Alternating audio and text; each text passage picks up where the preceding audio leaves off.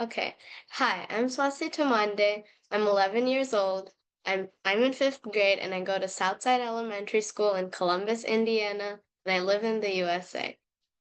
Okay, yeah. So I talked about myself here, and then I'm in a partnership with Nicole Haraguchi, and our objective is to develop a sustainable air conditioner.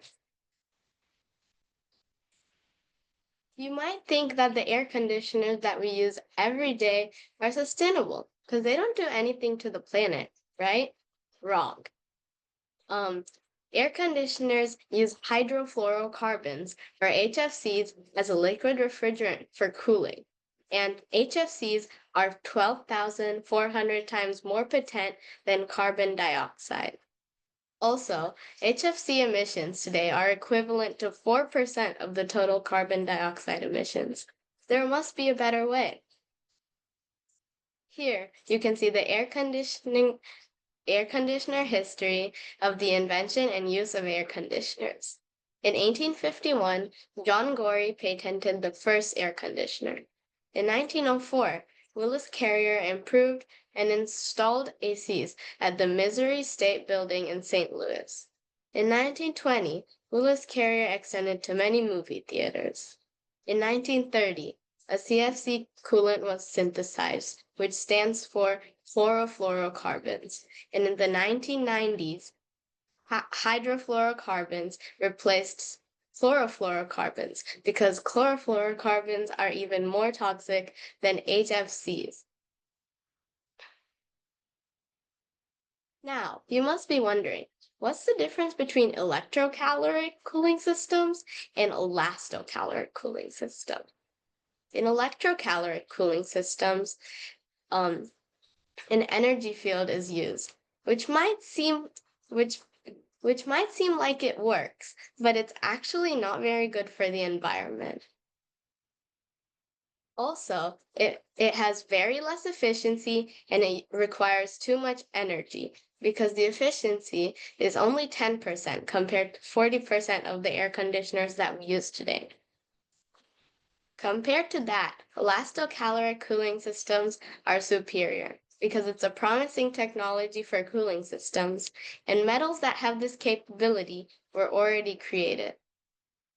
Metals such as metals that are used in the elastocaloric cooling technique are um, are pressed or compressed to release temperature changes, such as warmth or cold. After using all this data, we can make a solid-state air conditioner, which uses the elastocaloric cooling system, as you can see here. For the solid-state air conditioner, research is being conducted today. Elastocaloric can provide a completely solid-state air conditioner. And if you're wondering what solid-state actually means, it means that in the elastocaloric AC system, instead of using a liquid refrigerant like the ACs we use today do, it uses a solid material, which is the special metals and alloys that we can pressure to use um, an AC that is similar to the one we use today. Any questions?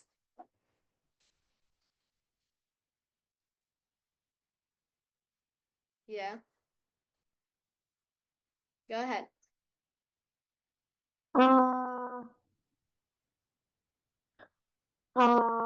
I may please repeat this because I may have missed this point during your presentation because uh, your voice was a little choppy. Uh, that's my that's because of my internet connection being unstable. But that's okay. You're really smart. But what is the difference between the air conditioner that you and Nicole have developed and the uh, conditioners that are there today? What technologies or materials in the fluid that's there makes it not harmful to our to our greenhouse gas emissions. Like um, what change in the fluids that you have discovered has led to that reduction of that has purified the air conditioners today.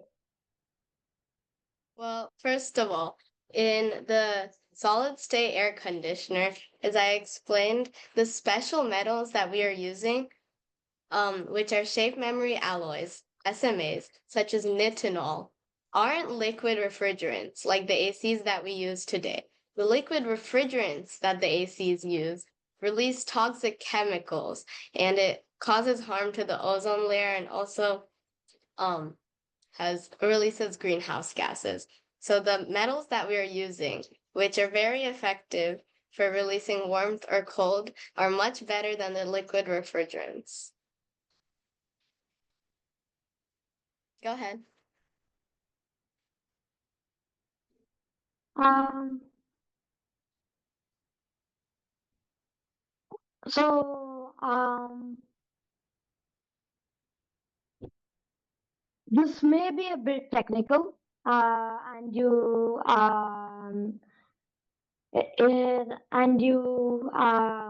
don't need to give the entire answer for this, but I'm curious to know um, just what is the difference in the uh, uh,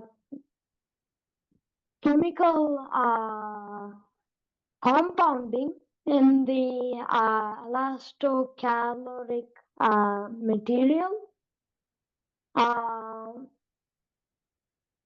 and what is the difference in that specific compounding in comparison to the current air conditioners? Um, there's actually a really big difference because in the elastocaloric cooling technique, we use a solid metal instead of a liquid. In the ACs that we use today, instead of using a special metal, such as shape memory alloys, they use a liquid refrigerant, which then releases toxic gases. That's why the liquid refrigerant um is worse for the planet than the elastocaloric cooling technique is. In fact, the elastocaloric cooling technique isn't toxic at all.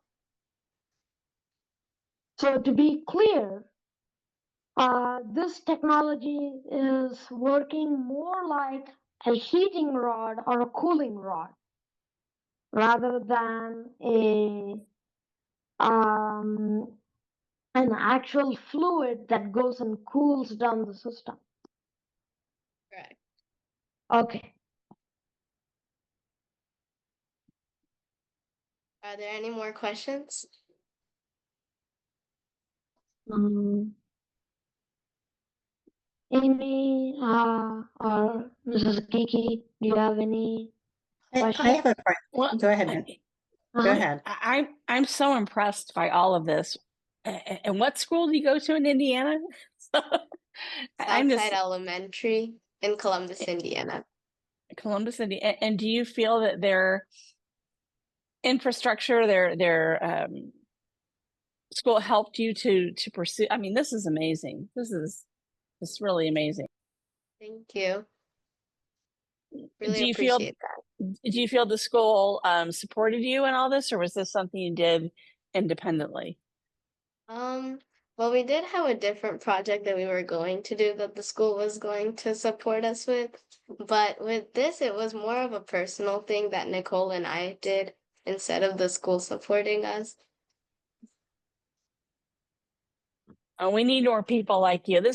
I'm just blown away. I can't wait to tell some of my friends about this. This is amazing. Thank you. So my question to you is, how did you and Nicole connect? Well, there was another project that, well, Nicole, I think she needed a team.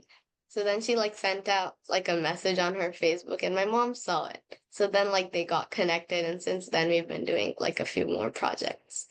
So, How long have you been working with Nicole? um, I don't exactly know. Maybe about like a year. Okay. And what are your next steps?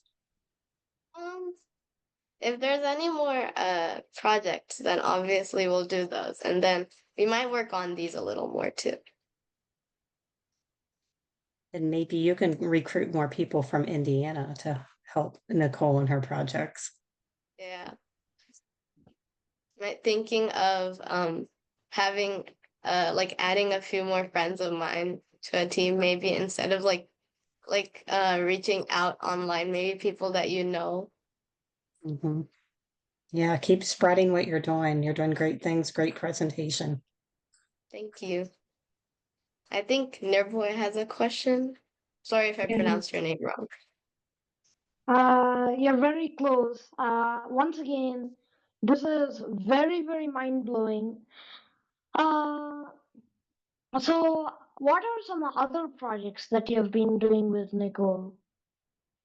Um, there was one project that we were doing where I was doing a earthquake alert system and she was working on a wildfire alert system.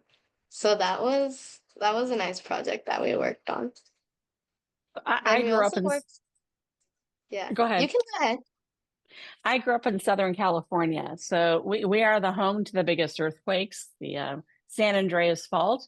And we would love to know if you have discovered a way to predict earthquakes because I've been through 3 major earthquakes growing up. And I think that's awesome. You guys are looking into that. Thank you. We'll definitely work on that. So yeah, Thank you so much. thank Yes, you. thank you.